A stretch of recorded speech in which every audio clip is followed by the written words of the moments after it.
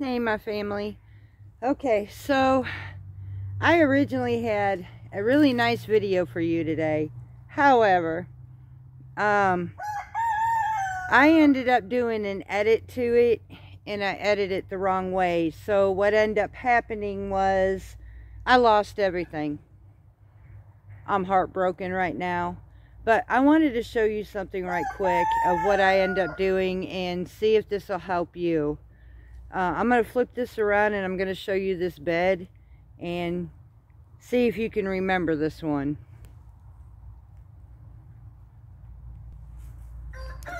Alright, this is the one that we planted together where we put all our lettuce and I put all our radishes and all in here.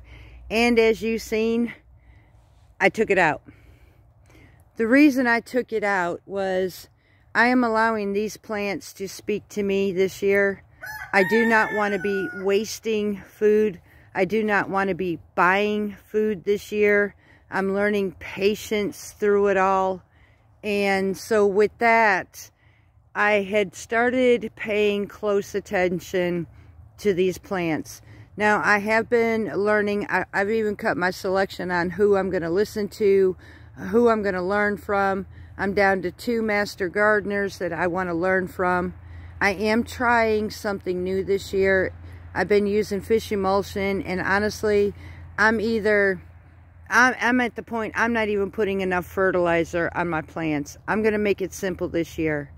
In the center of this bed, buried, are old pumpkins that were given to me. I originally started feeding them to the deer, but the deer didn't want nothing to do with it. So I went back in the field, picked them up, took out all the seeds, chopped them up really small, and then I put them in the center of this bed. The reason for it, because where they come from, honestly, is the farmers, once these pumpkins, I've learned, are fully grown, you'll notice within days after you carve them for Halloween that they start deteriorating. But what I didn't know, and I don't know if many others know, is the nutrients that are left behind in those pumpkins are absolutely amazing.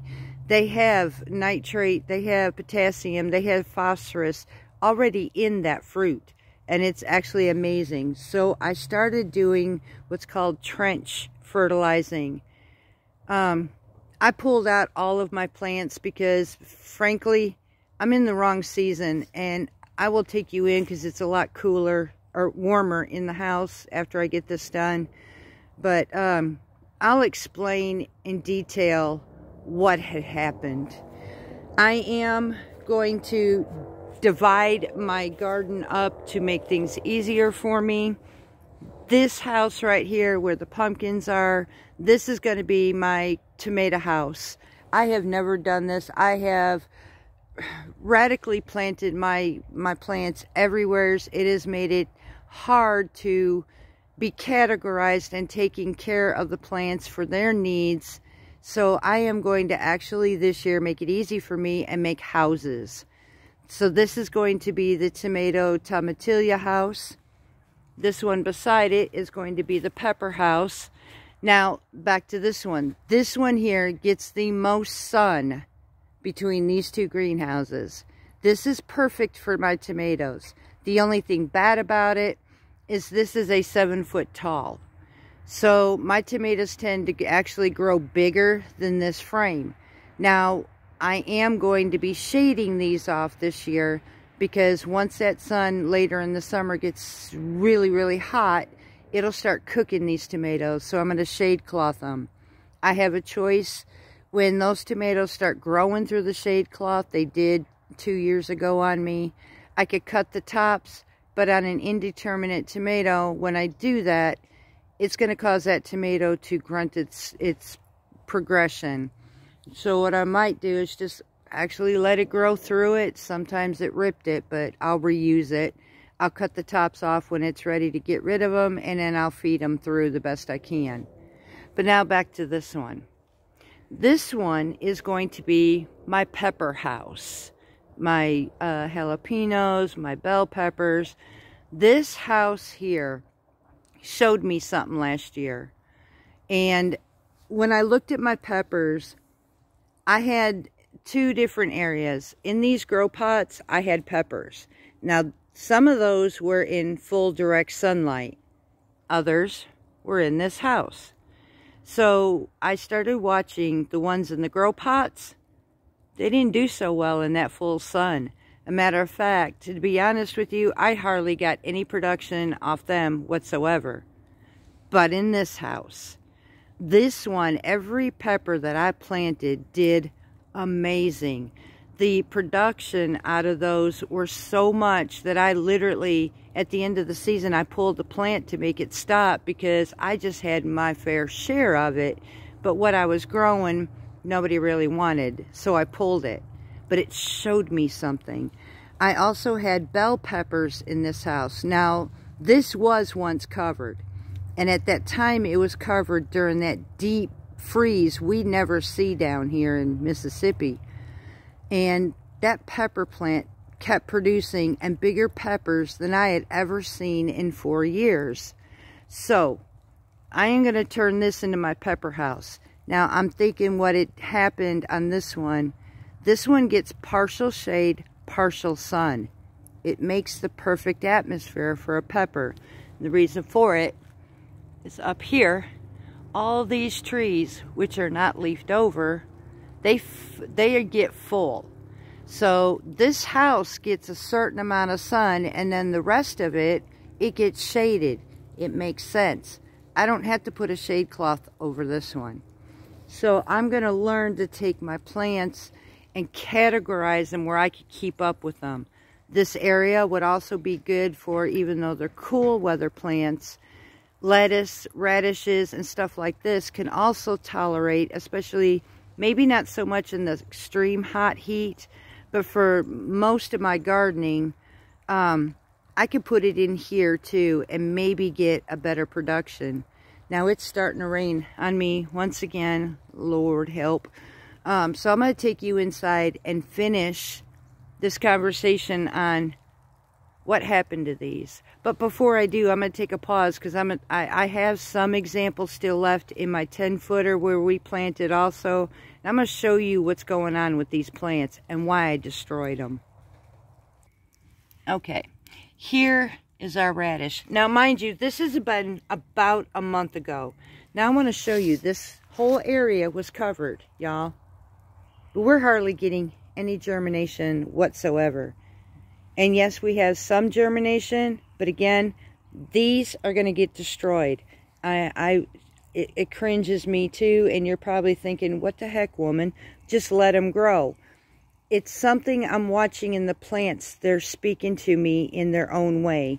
And I'm going to try to show you this.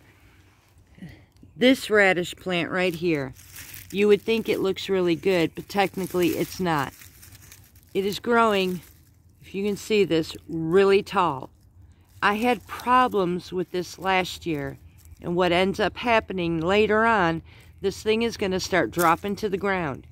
Now the roots, where it's supposed to form a radish, will not bulb up properly. They will become very small, they will become elongated, and, well, like that one right there is dropping over.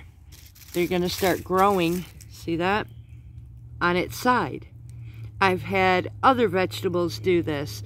I have had my summer vegetables do this, and now I'm having these so-called spring and somewhat winter crops. But I'm going to explain to you what's going on and why I'm pulling these and saying no. Because technically, these will not produce a radish. And if they do, the radishes will not be good at all. These lettuces, let's see if I can get you in here on this. This lettuce right here, it's growing long ways too, and it's going to fall over. Now, I had the same problem last year, but in the, well, it was kind of early summer, and I'll explain what's going on here. This will not form the lettuce that I'm looking for, and neither will these radishes. It took me 4 years and a duh moment to know what's going on here. So I'm going to take you inside and explain why. We don't get to see this gentleman too much. Say hey, Mr. James. He gets his weekends off, and he's currently right now, which we are going to be doing our pantry challenge meal. We are getting ready to make a fast food on our own. I guess, what do you call it, babe? A Burger King burger, flame broiled burger. Yeah. And he's getting ready to actually grill these. And then we are going to make, since we could not miraculously find cauliflower to make his potato salad, I'm going to be making a cucumber salad. So, do 4 days worth. Yeah. That'll be coming up next. So, I'm going to flip this around and we're going to chit-chat for a moment. Okay, so it's a lot warmer in here. As you see, no t-shirt today. It's jacket weather.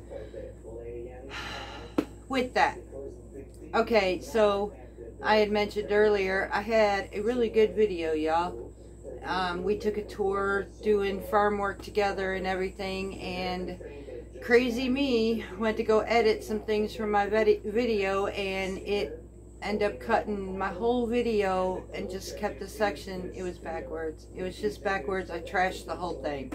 So I'm actually here talking to you instead of being able to do actual activity. One day I will get that right, and we will do that. In the meantime, explain what happened to those seedlings and those plants and why I destroyed them, and what I end up doing with those pumpkins, why I destroyed them. First, let me say I am in Mississippi. I'm actually in northern Mississippi. My zone is 8A. However, I'm not going to concentrate on that zone. What I'm going to concentrate on is the fact that my last frost is April the 1st. Now, our frost can be a week before, the week of, or a week after. It has been known at times to come in even after Easter. So, between the beginning to the middle of April is when our last frost is. Now, January for us is the coldest of all months in our winter. So I allowed things from the world to get to me. I started with some anxiety and some impatientness and decided, well, I can go ahead and plant seeds because they're cool weather plants. However, I did this for the last couple years, and I saw the same result every time, but I never paid attention to my plants. I have purchased seeds after seeds unnecessarily, because what I'm doing is growing at the wrong time. And let me explain. You would think that cool weather plants, I should be safe to do this. But also remember, I have up and down temps right now, and there is nothing consistent. Even with lettuce and even with radishes right now, this is not the time to do that. One of the reasons for that is, this being winter, we have a lot of rain this time of year.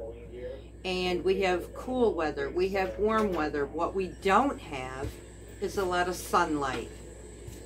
And that stretching on those plants are reaching, like when you grow your babies, your seedlings and your seeds indoors, we have to adjust the lighting to where those babies can grow without stretching those stems, or you get what's called leggy plants.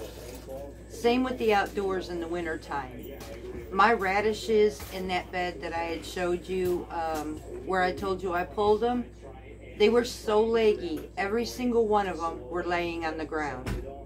Now, I have seen this in squash, I have seen this in radishes, I've seen this in lettuce many a times. What I didn't do is actually watch and learn and listen to my plants. There is a point, not only are we not getting enough light, we are still getting rather cold and warm. In between, we'll get a few days warm and then we go right back to cold. Now, this is confusing to any plant, let alone planting in January being our coldest of all months. there is a point where it can be too cool for those type of plants. They're mainly spring. And my best time to plant my lettuce, my best time to plant my radishes are in the middle of February. And I never paid attention to this. I kept losing plants. Now, you would think, okay, well, summer squash, zucchini, that is awesome. However, again, I was not planting them in the either right space, right place, or wrong time. Because I would take these plants, there were some I was growing indoors, when truthfully I think I'd rather put them outdoors. There is a point of being too warm or too hot for our plants, and a point of being too cold for our plants, and not enough lighting or too much lighting.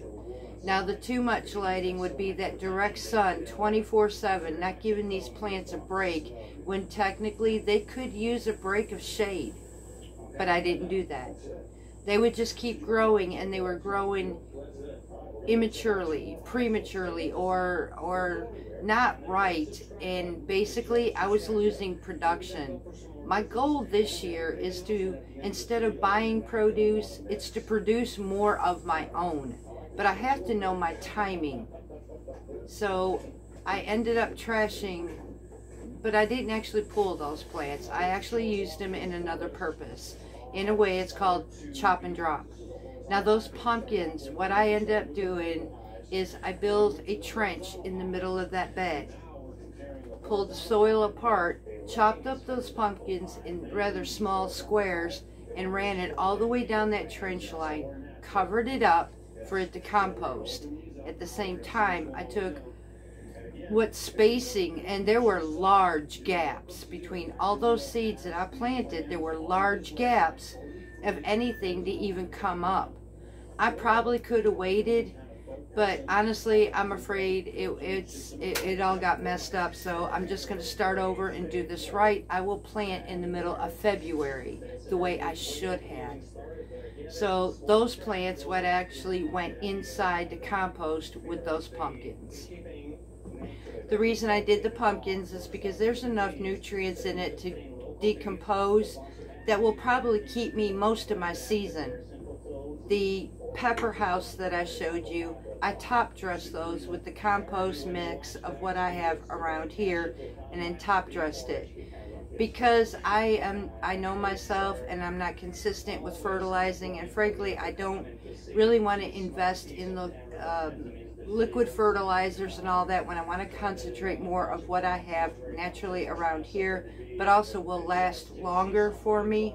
My beds after 4 years are finally starting to look really good, but it's the things that I've done, things I haven't done with it, and I have been very neglectful on this homestead. But those plants keep trying to give me their all with what they can, with what I am putting them through. So I'm trying to be able to say that I would like to have more of a production, but I have to pay attention to what I'm doing. And part of that is, don't let things around me get to me. Don't let me get into anxiety. Don't let me get too anxious, because winter is hard. Winter can be dark, it's not sunny, you want to do so much on your place, in your gardens, on your homesteads, and you just can't do it, because for me it's either pouring down rain, it's cold, it's dark, and I am anxious for spring, and I make very bad mistakes in doing so. So I'm not doing that this time. I will take this loss with grace, with a big learning lesson in it. Thank goodness I do have seeds to replace all that with, but I don't want to keep doing that every year. I want to be able to conserve what I have, use it sparingly, and get an abundance from it. But it takes me to concentrate on what I'm doing, listen to my plants, watch their growth, understand what's happening. And again, those got leggy, they fell over, and what would have happened to those radishes is what I've seen time and time again. They would end up not bulbing the way they should in the ground. they would form elongated radishes on them. They would be narrow. They wouldn't even be a radish. And very seldomly, maybe if I was lucky, I might get one or two nice looking radishes. So I'm not going to plant no more right now. I'm going to let my soil use what it's doing right now. It's composting. I have almost 3 months before I can literally start planting anyways. However, I can start planting some things now, like my radishes and lettuce. I can in the middle of February. I can also start planting indoors on my seeds in February to make sure that I don't plant too far ahead instead of January like I did last year. Planting my tomatoes, I was picking off flowers, stunting their growth. It was a mess. Patience for me is a virtue, and I'm learning that patience because I'm tired of having to fork out things for my own mistakes. So unfortunately, that's what happened to them. And I really enjoyed spending that day with you all. But I've also told you that I would be the homesteader that is real. I would tell you the truth, and I will tell you my mistakes, even for my zone. I'm not afraid because who knows, maybe I can help somebody else out. I didn't know there was such a thing as being too cold on those plants, let alone the fact of not enough lighting, and it would pretty much grow leggy on me. I didn't know all this. I kept listening to so much information. I was so filled with information. But I'm learning also too much information could be really bad. So I've cut myself down to learning from master gardeners, and basically only 2 right now. So I'm learning from them, and I'm hoping this year brings me better production than I have ever seen before. I'm not going to say it's perfect because the weather itself is unpredictable. But on my end, I'm going to do everything on my end correctly to the best of my ability and not get anxious. So it hurt. I will be honest, it really hurt to take those vegetables and turn them over. But, you know, I'd rather hurt for a moment and learn from my lessons instead of continually keep doing this. This happened to me last year, y'all, and I didn't understand what it was. I really didn't. I didn't take the time to learn from it. But there is such thing as not enough lighting. In wintertime, that's perfect. We're dark more times than we are sunny. We're cold more times than we are warm. And although spring can be cool, but it's more of a balance. Wintertime is no balance, and it's not working for me. So I stopped. I'm going to take this time from now on, be my time of rest from any vegetable at all. Let my garden soil do what it needs to do by replenishing it. And that's something I have not done. This is the first time going on my 5th year I have ever done this.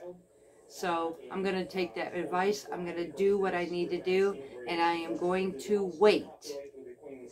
So this wasn't the video that I originally had planned for you. And hopefully one day we will be out on the farm together. But today must have been for a different reason. So I've learned that things happen for a reason. So maybe this was it. I don't know.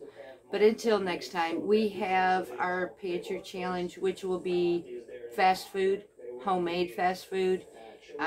It'll be a short video on that, but I will show you some couple sides with summer coming up and spring coming up. Barbecue season's coming up, so this will work for that too.